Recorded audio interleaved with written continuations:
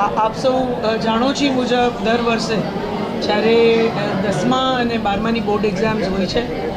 ત્યારે જોડિયા તાલુકામાં જોડિયા ખાતે તાલુકા મથકમાં મારા પિતાના નામે જે સેવાકીય સંસ્થા અમે પારિવારિક સંસ્થા જે ચલાવીએ છીએ એમાં સ્વર્ગસ્થ હેમંતભાઈ રામભાઈ માડમ મેમોરિયલ ટ્રસ્ટ દ્વારા જોડિયામાં દર વખતે આ બધા જ વિદ્યાર્થીઓનું જમણવાર કરવામાં આવે છે અને જમણવારની વ્યવસ્થા એટલે કરવામાં આવે છે કે આ તાલુકો ખૂબ મોટો છે અને જોડિયામાં આ બધા બાળકો પરીક્ષા પછી જમી શકે એવી વ્યવસ્થા નથી અને અલગ અલગ જગ્યાએ જવું અને બધું થોડું અઘરું પડે અને પોતાના ગામ જ્યાં સુધી પહોંચે ત્યાં સુધી લગભગ સાંજ થઈ જાય એટલે તમામ વિદ્યાર્થીઓને દીકરા દીકરીઓને અહીંયા ઘર જેવું સાત્વિક સરસ ભોજન એક સરસ વાતાવરણમાં ભોજન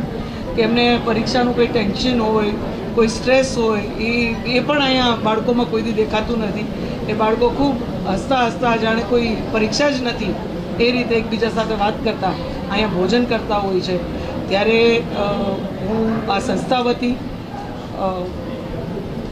અને હું તમામ બાળકો વતીએ અહીંયા આ કાર્યમાં સહયોગ આપતા તમામ નાગરિકો સ્વયંસેવકો બધાને હૃદયપૂર્વક વંદન કરીને એમનો ખૂબ ખૂબ આભાર વ્યક્ત કરું છું સતત 2009થી આ અવિરત દર વર્ષે આ આયોજન અમે કરવામાં સફળ રહ્યા છીએ અને જો એનો મુખ્ય જસ એનો શ્રેય કોઈને જાતો હોય તો સર્વે સ્વયંસેવકોને જાય છે હું આ તકે મારા પિતાના નામે ચાલતી આ સંસ્થામાં ખૂબ લાગણીથી જેમણે આ વિચારથી લઈ અને આજ સુધી આ સમગ્ર કાર્યને સફળ બનાવવામાં યોગદાન આપ્યું છે એવા તમામ આગેવાનો એવા શ્રી બાબા કાકા અમારા દિલીપ કાકા દવે જેમનું હમણાં જ દુઃખદ નિધન થયું અને થોડા સમય પહેલાં એમના નિધન પહેલાં મને આ તૈયારીની ચિંતા તેઓ કરતા હતા પણ આજે એ આપણે વચ્ચે નથી ત્યારે હું એમને હૃદયપૂર્વકની શ્રદ્ધાંજલિ આપું છું જે રસોયા વિજયભાઈ અહીં સતત આટલા વર્ષથી 2009થી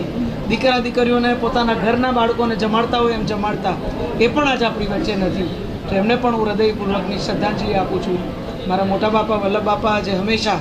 આ કાર્યમાં ભાગરૂપ રહેતા આજે એ પણ આપણી વચ્ચે નથી પણ આ કાર્યની ચિંતા સતત આ બધા આગેવાનો હંમેશા કરતા વિચારથી લઈ એનું સફળ આયોજન દરેક બાળકને ઘર જેવું વાતાવરણ મળે તંદુરસ્ત ભોજન મળે અને એક સ્ટ્રેસ ફ્રી વાતાવરણમાં એ લોકો